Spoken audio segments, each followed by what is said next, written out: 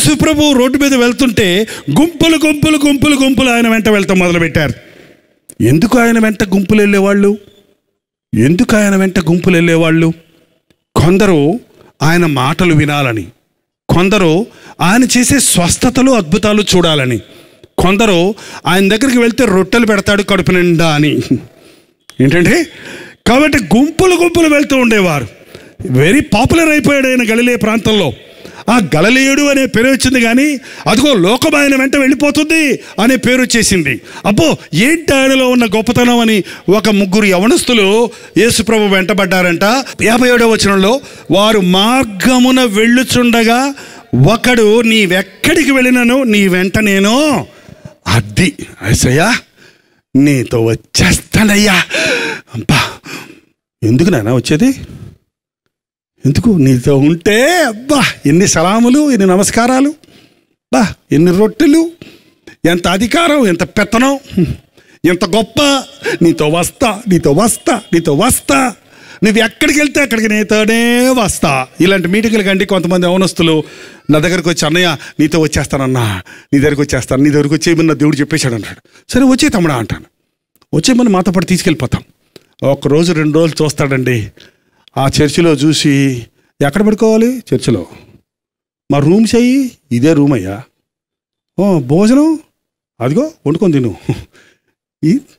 ఇదేంటి జైపాల్ ఫౌండేషన్స్ అంటే పెద్ద పెద్ద ఆఫీసులు, బైబిల్ స్కూలు, పెద్ద పెద్ద బిల్డింగ్లు, వ్యాన్లు, కార్లు, బస్సులు అయ్యి ఇవన్నీ ఉంటాయి అనుకున్నాం. ఏంటంటే సింగిల్ రూమ్లు, బెడ్రూమ్, డబుల్ రూమ్లు అన్నీ ఇస్తారనుకున్నాం. ఇక్కడ ఏంటిది అట?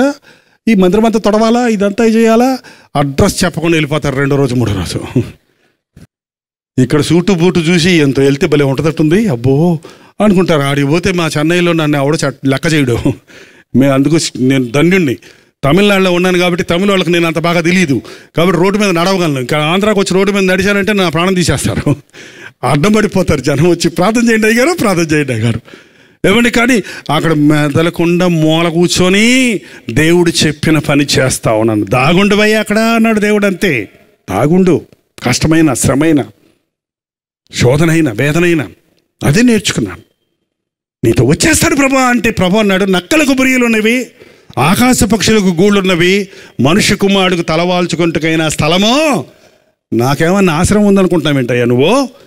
నీ ఆశ్రమంలో చేరిపోతానని అంటున్నావు. యేసుప్రభు ఆశ్రమం కట్టుకున్నాడండి. యేసుప్రభు పెద్ద చర్చ్ ఉందా?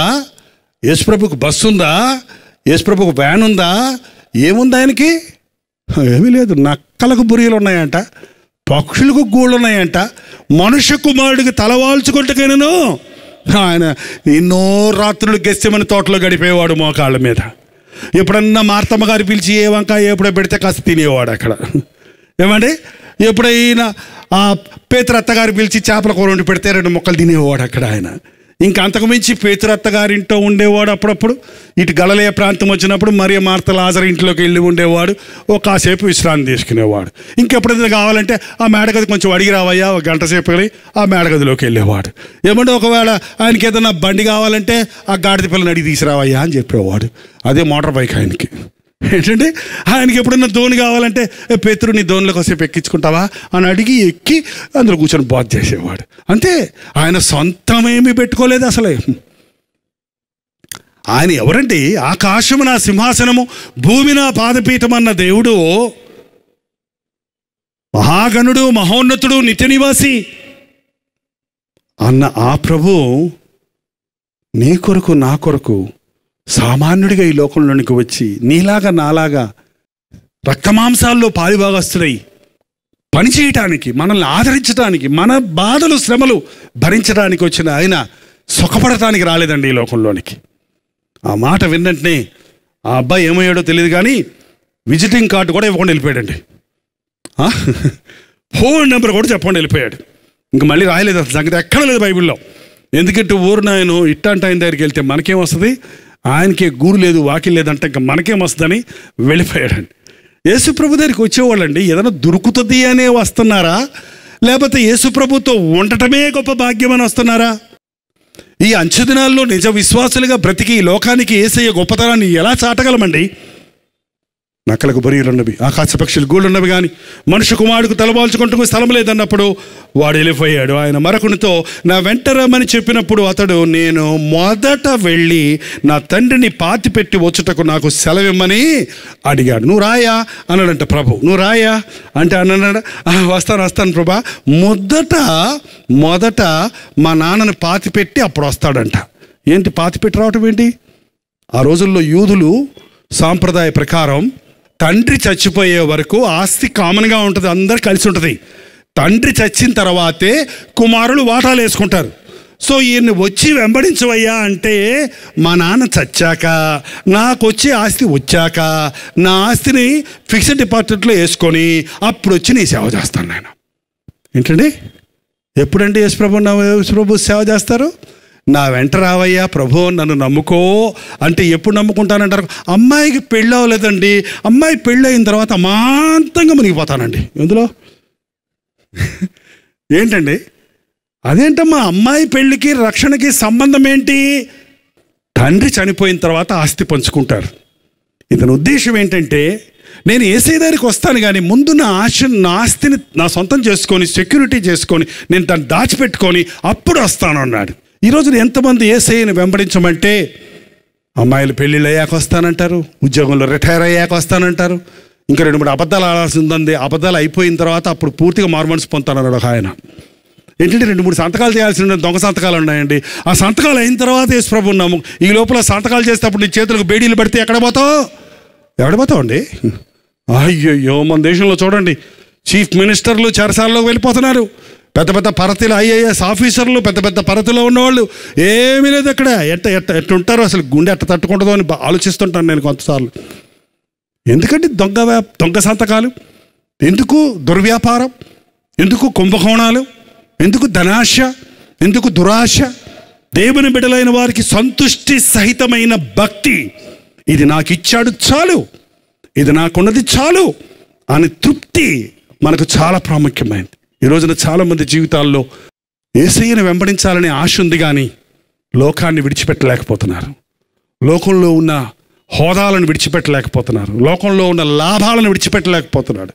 పౌలు అన్నారు, నాకు ఏవేవి లాభకరముగా ఉన్నవో వాటిని నష్టంగా ఎంచుకొని నేను ప్రభు కొరకు పరిగెడతానంటున్నాడు. అటు క్రైస్తవత్వం ఏది?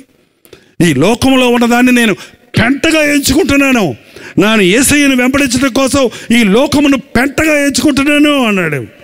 ఏంటంటే లోకంలో ఉన్నదంటే ఏంటంటే అది చెప్పండి, పర్వాలేదు, పెంట. పౌలు అంటున్నాడు, ఈ లోకంలో ఉన్న లాభాలన్నీ ఆయనకి ఎట్టున్నాయంట? పెంట.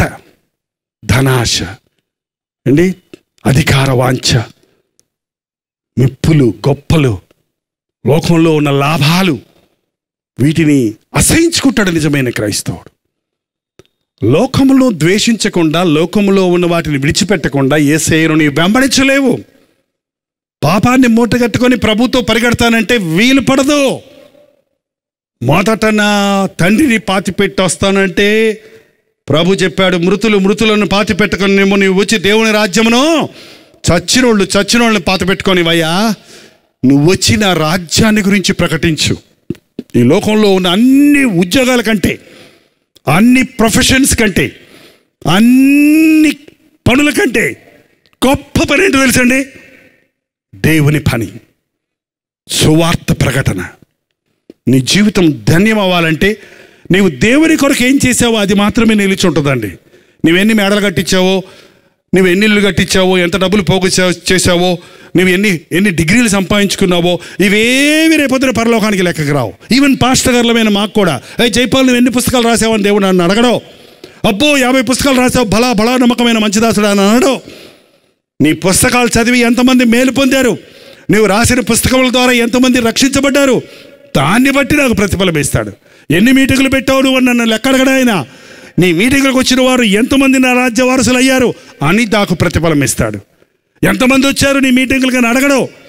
ఎంతమంది మారు మనసు పొందారు అని అడుగుతాడు. మన లెక్కలు వేరు, ఆయన లెక్కలు వేరండి. అందుకే నేను ఎప్పుడు అంటాను, 10,000 మంది వచ్చి 1000 మంది మారడం కంటే 1000 మంది వచ్చి 1000 మంది మారితే 2 ఈక్వలే కదా, 2 ఈక్వలే కదండి. ఎందుకు 10,000 మంది వచ్చారని చెప్పుకోవటం, 1000 మందే మారటం. వచ్చిన వారందరూ మారాలి, వచ్చిన వారి పేర్లన్నీ జీవగ్రంథంలో రాయబడాలి. అదే హృదయ వేదనతో, రోదనతో నేను ఆల్టర్ కాల్ సమయంలో చాలా మీటింగ్స్లో ప్రార్థన చేస్తాను. ప్రభువా, ఏ ఒక్కడు నశించకూడదన్నావు కదా. ఈ ఆవరణలో అడుగుపెట్టిన వారందరూ వారి రోగాలు తీరయ్యో లేదో నాకు తెలియదు, వారి బాధలు తీరయ్యో లేదో నాకు తెలియదు, కానీ వారి పేర్లు నీ జీవగ్రంథంలో ఉండాలి, వారు నీ రాజ్య వారసులుగా ఉండాలి. అది ముఖ్యం. ఇవాళ పోతే రోగం మళ్ళీ రేపు వస్తుంది, ఇవాళ బాధ తీరితే మళ్ళీ ఇంకో బాధ వస్తుంది, కానీ నిత్యరాజ్యాన్ని మనం పోగొట్టుకుంటే మరో అవకాశం లేదు. మూడవ వారితో చెప్పాడు, మరొకడు, ప్రభా నీ వెంట వచ్చేదను కానీ నా ఇంటనున్న వారి దగ్గర సెలవు తీసుకొని వస్తానన్నాడు. వస్తాను కానీ, ఈ గాని అండి భలే గానీలు ఉండే ఈ పూర్వకాలం. మీకు తెలుసా గానీలు? ఎక్కడెవరో పెద్దలకైతే తెలిసి ఉంటుంది. గాని అని చిల్లు ఉంటుంది దాంట్లో, అది మొలతాడు కట్టుకునేవాళ్ళు. రాగిది ఏంటంటే ఆ గాని, అదొక హోల్ ఉంటుంది అక్కడ. ఈ గాని ఆయన చాలా మంచోడండి, కానీ కోపం వస్తే మనిషి కాదండి. ఆమె ఏం వండి పెట్టుద్దండి భోజనం, ఎంత పళ్ళ నిండా భోజనం పెట్టి ఎంత ప్రేమగా మాట్లాడుద్దండి, కానీ ఆమెకు మూడు మారిందంటే కాండ్రిచ్చు వస్తుందండి అందులో. చూసారండి, గాని ఎంత కోపం వస్తే మనిషి కాదండి. ఏంటంటే మూడు సరిలేదండి. ఇదేందో మూడు, మనుషులు మూడులో బతుకుతున్నారు ఇప్పుడు. ఆయన ఏ మూడ్లో ఉన్నాడు చూసిరామ్మా ముందు అంటారు. మీ నాయన ఏ మూడ్లో ఉన్నాడు చూడమ్మా అని పిల్లల్ని పంపిస్తారు తల్లులు. అమ్మా మంచి మూడ్లోనే ఉన్నాడమ్మా, అమ్మా నాన్న పుసు పుసు అంటున్నాడు, మూడు సరిలేనట్టుందమ్మో జాగ్రత్త. ఏంటండి మూడీ పీపుల్గా ఎందుకుంటున్నాం మనం? నిజమైన దేవుని బిడ్డ పర్వతములు తత్తరిల్లిన, శోధనలు పోరాటాలు వచ్చినా, మనుషులు మనల్ని నిందించిన, అపనిందలు వేసినా యేసు ప్రభు నోరు మెదపలేదంట. ఆయన సమాధానాన్ని పోగొట్టుకోలేదు. నేను మొదట నా ఇంటి వారిని సంతోషపెట్టి తర్వాత దేవుణ్ణి సంతోషపెడతానన్నవాడు ఎన్నడూ దేవుణ్ణి పెట్టలేడు. మొదట నేను ఇంకొకటి చేసి తర్వాత దేవునికి ఇస్తాను అన్నది అక్కర్లేదు దేవుడికి. నా నీతిని, నా రాజ్యాన్ని మొదట వెతకండి, అప్పుడు మీకు ఇవన్నీ అనుగ్రహించబడతాయి. ఏమి తిందుమా, ఏం తాగుదుమా, ఏం ధరించుకుందుమా అని అన్ని జనుల వరే మీరు చింతించకండి. మీకేం కావాలో మీ పరలోకపు తండ్రికి బాగా తెలుసు. నీకంటే ఎవరైనా అందంగా ఉంటే ఆనందించు, నీకంటే ఎవరైనా దర్జాగా ఉంటే ఆనందించు. నువ్వు కావాలంటే ప్రభువుని అడుగు, కానీ ఉన్నదాన్ని బట్టి ప్రభువుని స్తుతించు. కొంతమందికి దేవుడు ఇవ్వడండి, ఎందుకంటే ఇచ్చిందంతా పాడు చేస్తుంటారు, ఎన్నిచ్చినా పాడు చేస్తారు. కొంతమందికి ఎన్ని చీరలు కొన్నా సరే చేరలేదు. ఏం కట్టుకోను తోస్తుంటే వచ్చేస్తుంటాయి బీరువాలోంచి కిందకి. ఇక ఇన్నున్నాయి కదమ్మా, ఏమన్నాయి, అది పొట్టి, ఇది పొడుగు, చిరిగిపోయింది, ఈ రంగు బాగాలేదు, ఇది కట్టేసుకున్నాను, ఇది దీనికి మ్యాచింగ్ లేదు, దీనికి బ్లౌజ్ లేదు, దీనికి ఇది లేదు, దానికి ఏం కట్టుకోను. నా బైబిల్ స్కూల్ అంతా ఐ థింక్ నాకు 3 సంవత్సరాలు ఒక్క చొక్కా రోజు రాత్రి ఉతుక్కొని నీటికి ఇస్త్రీ చేసుకొని దర్జాగా ఉండేవాడిని. అదే షర్టు ఒకళ్ళు అడిగేవాళ్ళు, ఏంటి నలగదేంటయ్యా, మాయదేంటయ్యా, నీకేం తెలుసా రాత్రి ఏం జరుగుతుందో. ఉన్నదాన్ని శుద్ధిగా పెట్టుకో. కొంచెంలో నమ్మకంగా ఉన్నవాడికి దేవుడు ఎక్కువ ఇస్తాడు. ఏమంటే లేకుండా ఉన్నదాన్ని బట్టి సణుగుతున్నవాడికి ప్రభు అన్నాడు, అది కూడా తీసేసి వాడికి ఇచ్చే, ఎక్కువ ఉన్నవాడికి ఇచ్చేయమన్నాడు. అందుకే కొంతమందికి ఎక్కువ ఉంటాయి. దేవుడు పక్షపాతం అనుకున్నారు, కాదు, వారి సామర్థ్యతను బట్టి వారికి దేవుడు ఇస్తాడు. నేను దేవుడు దర్జాగా ఉంచాలని ఆశపడుతున్నాడు, నీకే కొదువు ఉండకుండా చేయాలని ఆశపడుతున్నాడు. నీ బిడ్డల గురించి నువ్వు వరి అవ్వక్కర్లేదు. నీతిమంతుల బిడ్డలు భిక్షమెత్తుకోరు.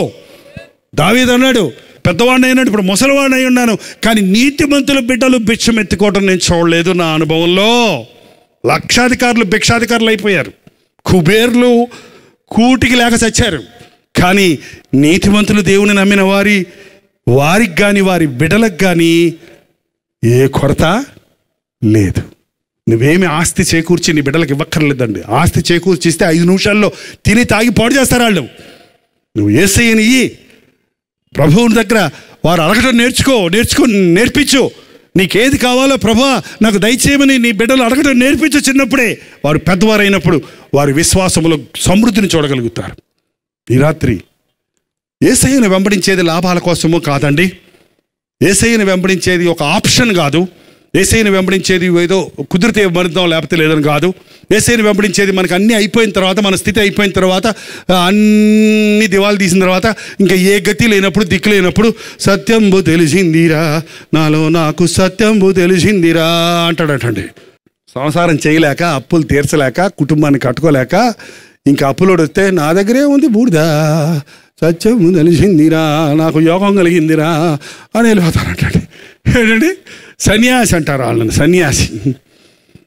చాలామంది అంటారు నేను సాధువు అంటేనంటే అసలు పెళ్లి చేసుకోకుండా, లోకవిత్రుల్లో పడుకోకుండా దేవునికి సమర్పించుకోవడం సాధుగా ఉండటం. సాధు సుందర్ సింగ్ అని ఉన్నాడు. నాకు పెళ్ళొద్దు, ఏమొద్దు, నేను ప్రభువుని వెంబడిస్తానన్నాడు. మదర్ తెరీసా ఉంది, నాకు వివాహం అక్కర్లేదు, నేను ప్రభువుని నా యజమానికి ఎన్నుకున్నాను, ఆయన కొరకు జీవితం అంతా జారుతుంది. అది సాధు. సన్యాసి అంటే ఎవడంటే పడి గోతులు పడి లేచి సామర్థ్యం సర్దుకోలేక ఇంక చివరిలో విరక్తి చెంది నాకేమీ తెలియదు బాబు, ఈ లోకమే బూడిదా, ఏమీ లేదు, ఎవరు నువ్వు, నా భార్యవా, నాకేం తెలుసు, నువ్వెవరు, నువ్వు కొడుకువా, నేనెవరో, నువ్వెవరో, నాకేం తెలీదు, అంకెంకెంకెం అని పడవ అనమాట.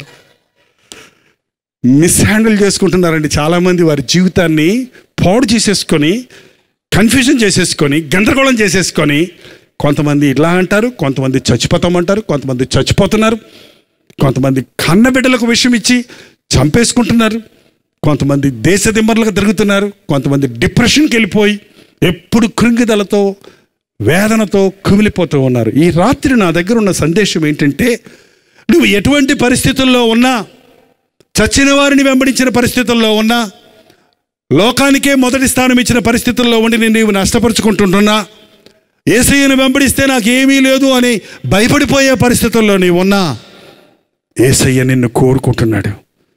నీవు ఏ స్థితిలో ఉన్నా తోసివేయని దేవుడు. నీవు ఫ్రెష్గా నీ యవ్వన కాలాన్ని దేవుని చేతుల్లో పెట్టుకుంటే ధన్యుడు అండి.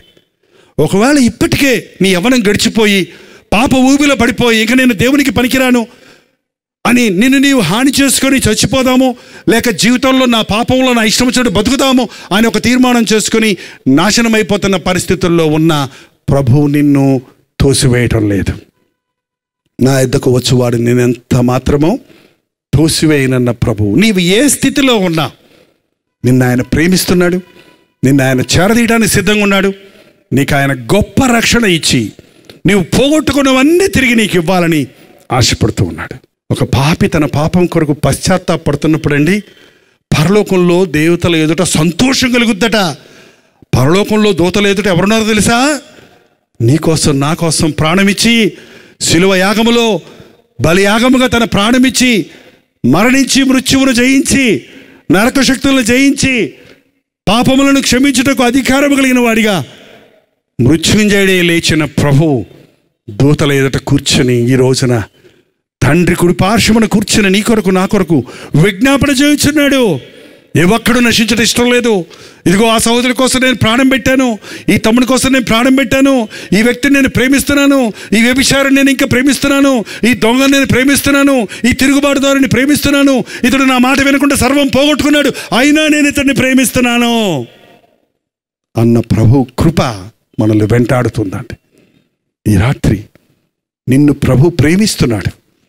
నువ్వు ఇప్పటికే నీ జీవితాన్ని పాడు చేసుకున్నావేమో, నీవింకా ఎటు తీర్మానం లేని పరిస్థితుల్లో, తీర్మానం చేయలేని పరిస్థితుల్లో ప్రభువా లోకమా, లోకమా ప్రభువా, పాపమా ప్రభువా అనేటువంటి స్థితిలో నీవు నిలబడిపోయి ఉన్నావేమో. ఈ రాత్రి ప్రభు నిన్ను ప్రేమిస్తున్నాడు. నువ్వు ఆయన దగ్గరికి వస్తే నువ్వు పోగొట్టుకున్నవన్నీ తిరిగి నీకు ఇస్తానికి ఆయన సిద్ధంగా ఉన్నాడు. No conditions. రై చెప్పిన మాట వింటావా? ఇక నుంచి బయటకు వెళ్ళకుండా ఉంటావా? నాశనాకి మనం అడగకుండా ఉంటావా? నోరు మూసుకొని పడి ఉంటావా అని రూల్స్ పెట్టలేదు తండ్రి, ఏం మాట్లాడలేదు తండ్రి. వాడు ఆల్రెడీ గాయపడిపోయి ఉన్నాడు, వాడు ఆల్రెడీ కురికిపోయి ఉన్నాడు, వాడు ఇప్పటికే వాడు వాడు వాడు కుమిలిపోతూ ఉన్నాడు. ఇంకా వాడి మీద మళ్ళీ రాద్ధాంతం చేయటం లేదు ప్రభు, కేవలం ఆదరిస్తున్నాడు, చేరదీస్తున్నాడు. ఎంత మంచి యేసయ్యండి, ఎంత మంచి యేసయ్యండి. ఎన్నిసార్లు మనం ఆయన్ని వేడిపించినా, ఎన్నిసార్లు మనం ఆయన్ని విసికించినా, ఎన్నిసార్లు వాక్యం విన్నప్పటికీ మన హృదయాన్ని కఠినం చేసుకొని మన ఇష్టానుసారంగా బ్రతుకుతున్నా ఇంకా ప్రేమించే యేసయ్యని ఎక్కడన్నా చూడగలరు మీరు అలాంటి దేవుణ్ణి?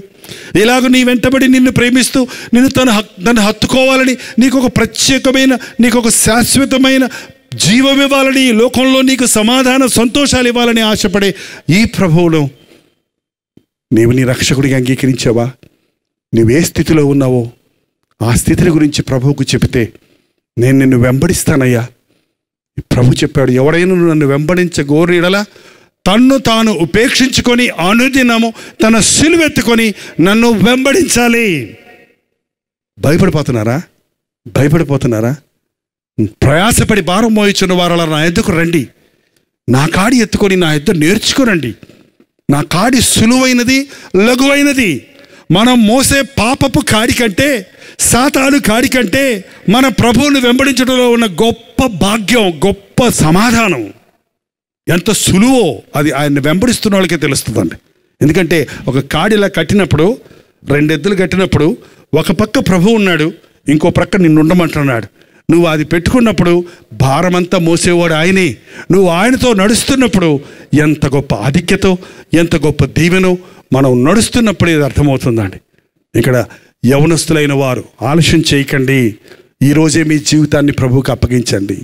ఇప్పటికే మీరు మీ సొంత మార్గాల్లో వెళ్ళి చిక్కుల్లో పడి, ఇబ్బందుల్లో పడి, వ్యాధులు తెచ్చుకొని బాధల్లో ఉన్నారేమో. ఇప్పుడైనా యేసయ్యా నిన్ను వెంబడిస్తాను అని ఆయనకు సమర్పించుకోండి. ఒక అద్భుతం మీ జీవితంలో జరుగుతుంది. మీ ప్రభువును వెంబడిస్తున్నప్పుడు మీకు ఉన్నటువంటి చిక్కులు, వ్యాధులు, బాధలు, సమస్యలు అన్నీ కూడా పటాపంచలైపోతాయండి. నువ్వు నడిచే మార్గాన్ని ఆయన సరళం చేస్తాడు. నువ్వు ఇప్పుడు ఎటు పోదామన్నా ఏది తెమలటం లేదు, ఏది కుదరటం లేదు, ఏం చేయలేకపోతున్నావు, ఏం సాధించలేకపోతున్నావు, ఏంటేంటో అనుకుంటున్నావు కానీ బ్రతుకులో ఏది చేయలేకపోతున్నావు. జీవితం వృధా అయిపోతుందని కృంగిపోతూ ఉన్నావు. కానీ ప్రభువును వెంబడించడం నేర్చుకో. నీ మార్గాన్ని ఆయన సరళం చేస్తాడు. నీకు తోడుండి నీవు నడవలసిన మార్గాన్ని నీకు చూపిస్తాడు. ఈ రాత్రి ప్రభువుకు మనల్ని మనం అప్పగించుకుందాం. దయచేసి ప్రతి ఒక్కరూ తలలు వంచండి, కళ్ళు మూసుకొని ప్రార్థనలో ఏకీభవించండి. నోరు తెరిచి ఒక్క మాట చెప్పండి, ఇది నా హృదయ స్థితి, ఇది నా పరిస్థితి. ప్రభువా నాకు సహాయం చేయయ్యా. నిన్ను కాదని నేను దూరమై నష్టపోయానయ్యా.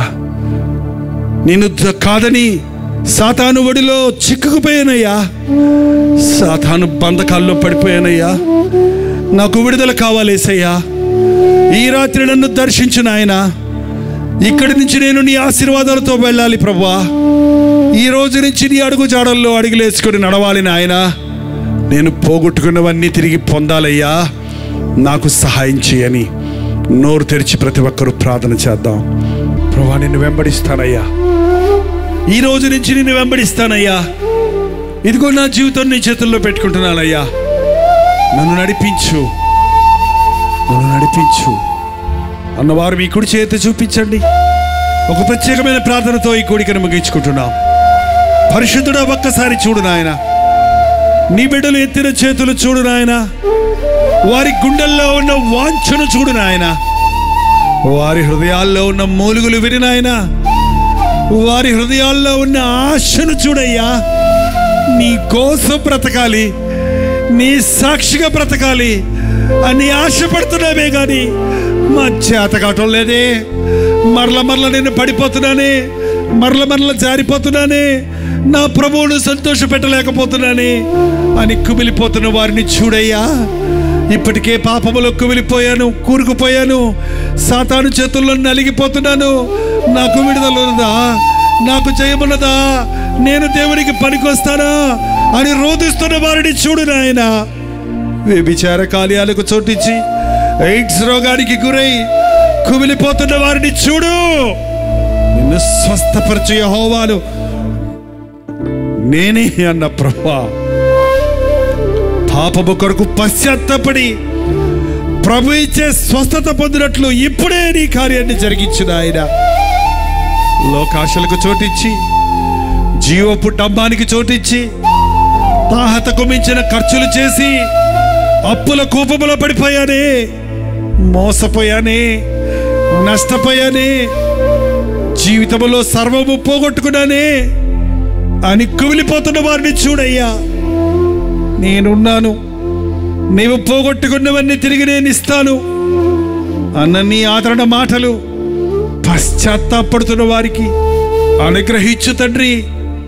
ఈ రాత్రి ఏ యవనస్తుడైతే లోకాన్ని, పాపాన్ని వెంబడిస్తున్నాడో, ప్రేమ అంటూ తప్పైన సంబంధాలు పెట్టుకొని జార కార్యాలకు, వ్యభిచార కార్యాలకు చోటిచ్చి తన్ను తాను నాశనం చేసుకుంటున్నారు.